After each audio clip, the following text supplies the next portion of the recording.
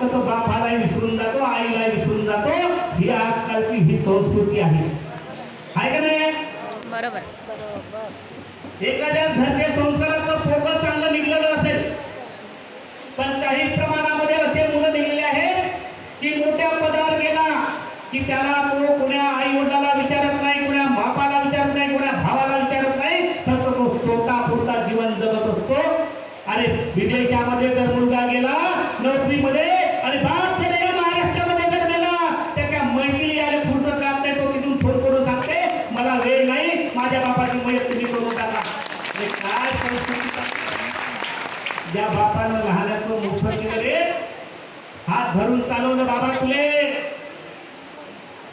अरे एवढ्या मोठ्या पदावर नेऊन पोहोचण्याचं काम केलेलं आहे.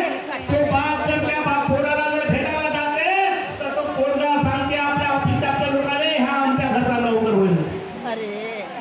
बाप म्हणाले लाज वाटते. असली संस्कृती ढासळत चाललेली आहे आणि म्हणून लोक ह्या सर्वात मोठा विरोध केलेला आहे की संस्कार